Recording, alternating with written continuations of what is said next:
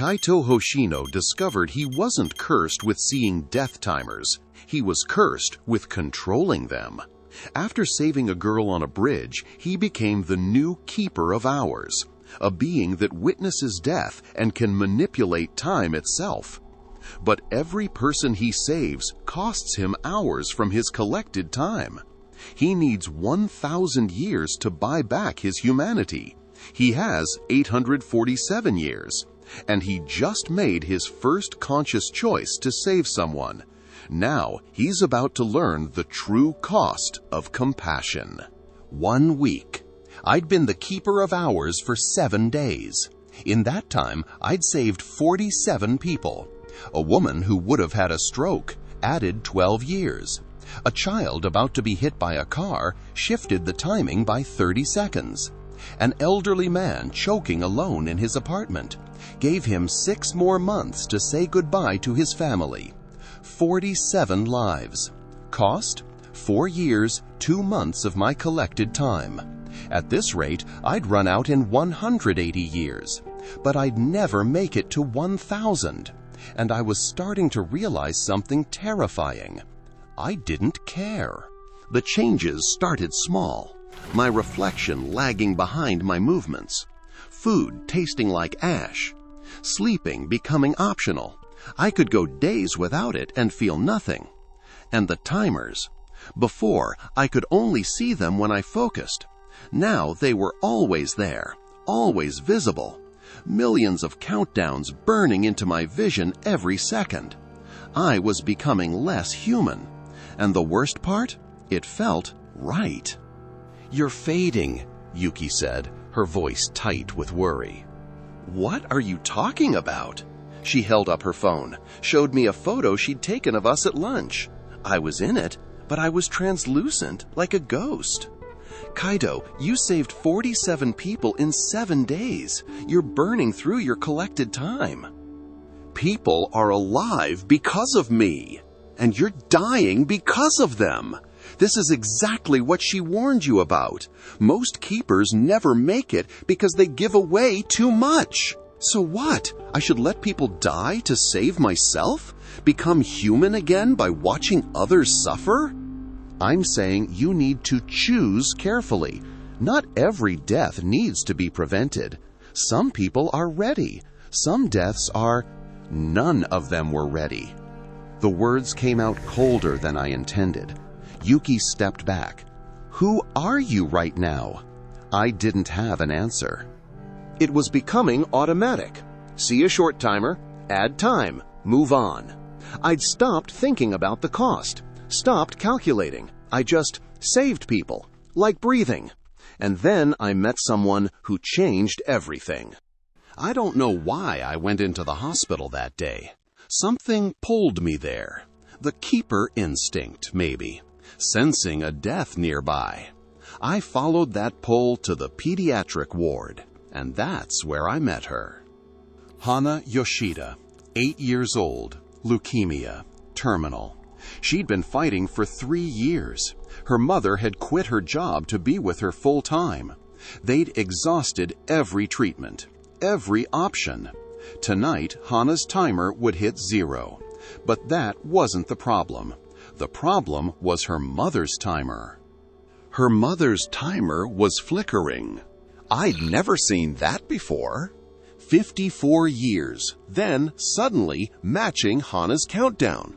Back and forth. The keeper knowledge, inherited when I took this role, supplied the answer. Linked timers. It happens sometimes, when 2 people are so connected that one cannot exist without the other. If Hana dies tonight, her mother will follow within minutes. A heart attack, caused by grief so profound it becomes physical. 2 deaths, 1 tragedy. I could save them both. It would cost me 8 years, the most I'd spent at once. But I could do it.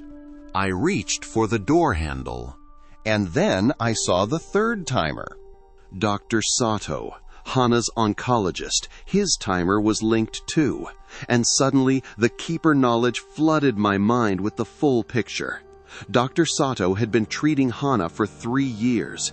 He'd promised her she'd survive, staked his entire career, his belief in medicine, his sense of self on saving this one girl. If she dies tonight, he'll blame himself, walk out of the hospital, step in front of a train. 3 linked deaths. But it got worse. 23 people, all linked to Hana. Some directly, family, close friends. Others indirectly, people she inspired, people who cared for her, people whose will to live was sustained by her smile. If Hana dies tonight, 23 people follow. Over the next week, month, year. Suicides, accidents, medical conditions triggered by grief. A cascade of death starting from one 8-year-old girl. I could save them all. It would cost me 47 years, 3 months. More than 5% of everything I'd collected. But they'd all live. And then I saw the problem. Across the city, another hospital. A teenage boy in a coma after a car accident. Timer, 4 hours, 35 minutes.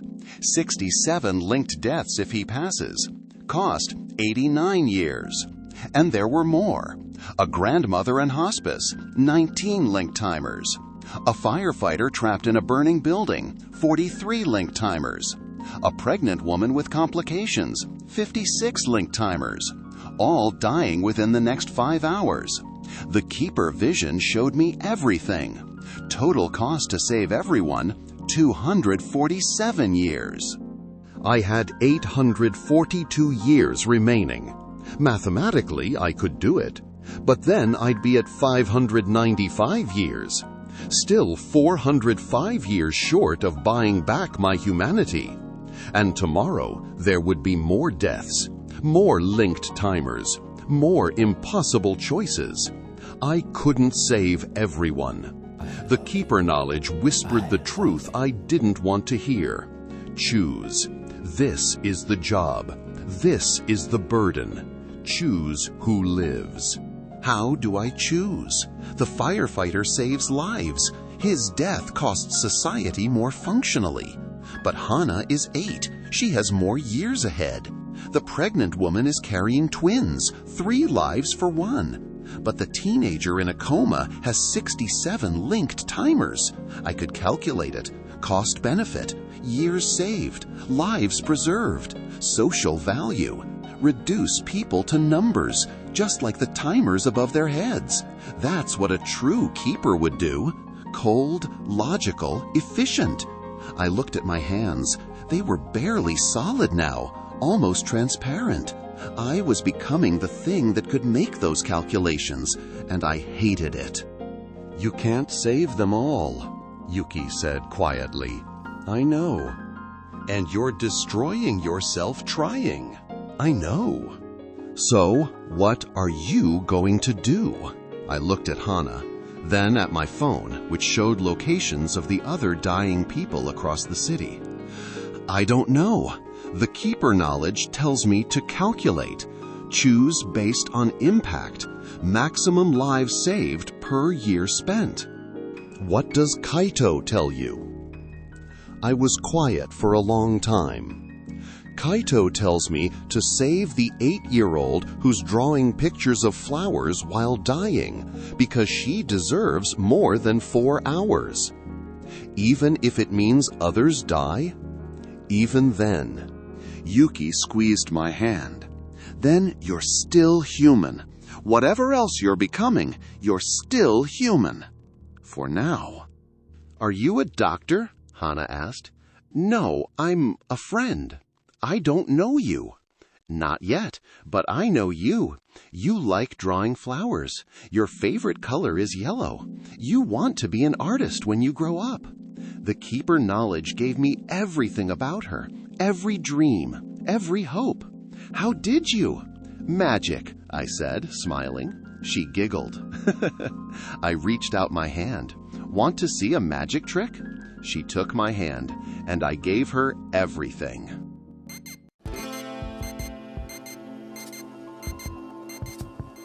I didn't give her 8 years. I gave her 67 years, 4 months, 8 days. A full life.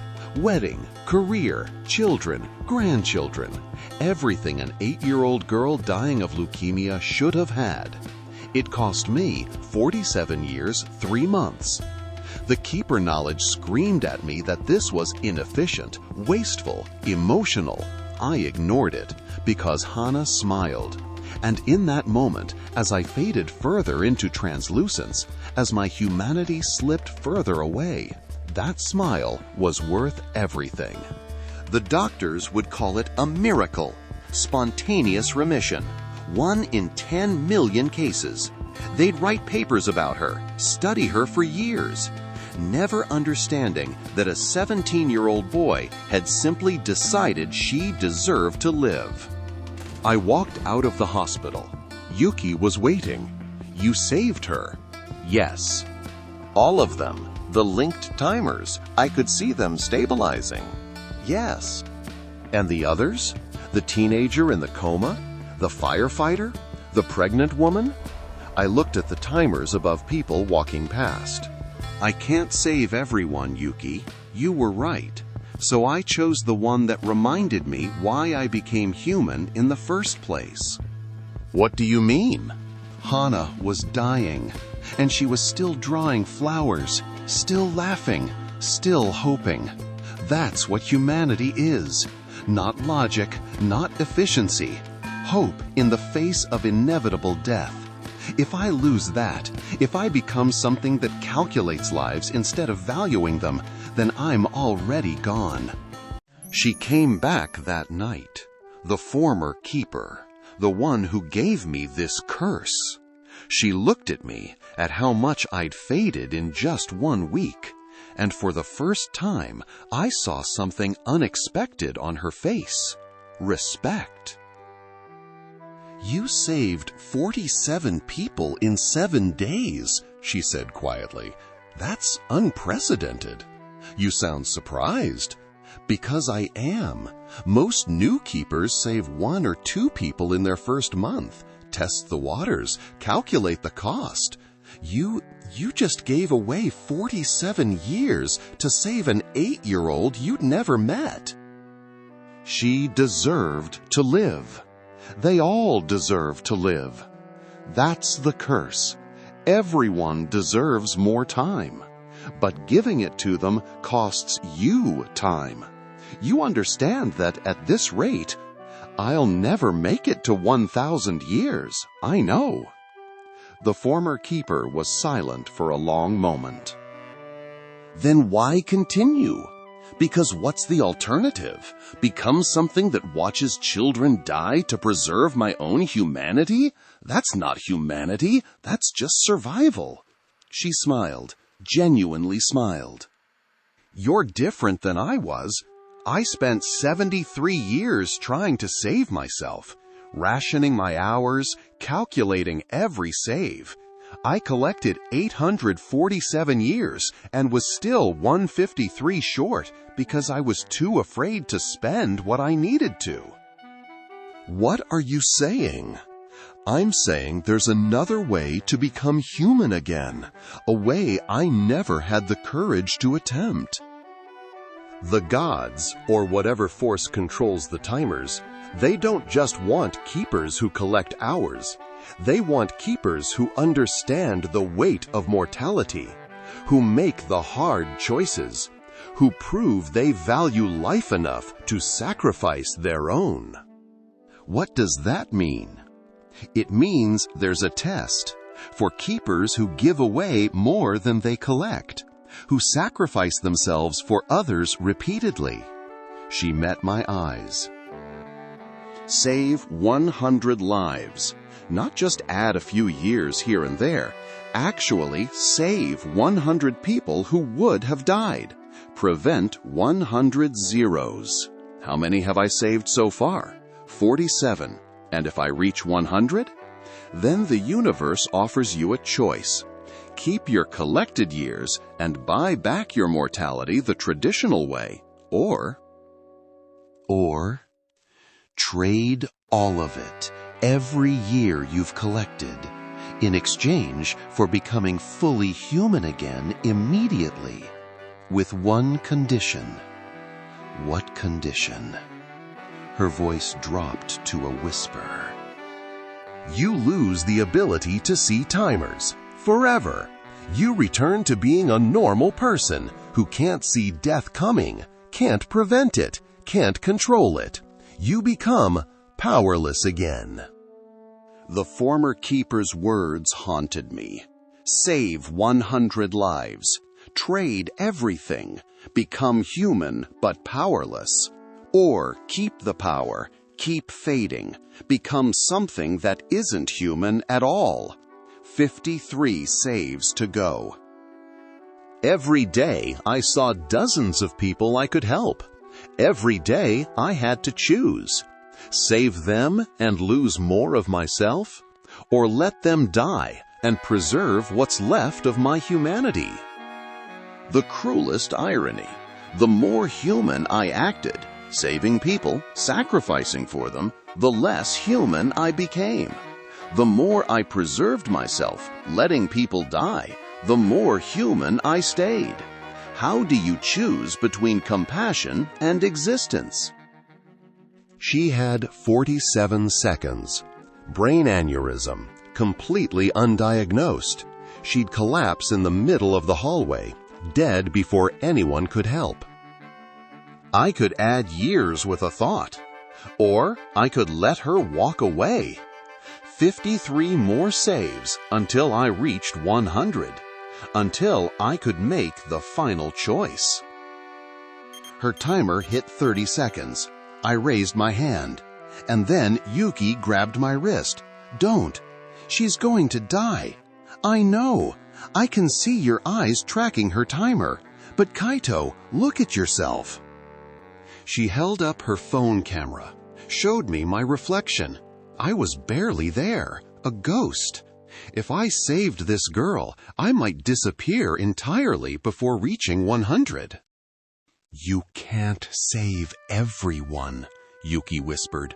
You're killing yourself trying. 20 seconds. What do I do? You choose. That's the burden. That's the curse. You choose. 15 seconds. The girl walked further away, laughing with friends, completely unaware these were her last moments. 10 seconds. I made my choice, and I'll carry it for the rest of my existence, however long that is. Kaito Hoshino saved 47 lives in 7 days. Then he faced an impossible choice. Save a girl with 47 seconds to live and lose himself completely, or preserve his humanity by watching her die. The choice was made. But what did he choose, and can he live with the consequences? In Part 3, the truth will be revealed. We'll discover which path Kaito took, and we'll see what happens when he finally reaches his 100th save and must make the final choice: humanity with power or humanity without it. Subscribe now. Hit that notification bell, because Part 3 will break your heart in ways you're not ready for. And tell me in the comments, what would you have done? Save the girl and disappear, or let her die and stay solid? There's no right answer. That's the curse. See you in Part 3.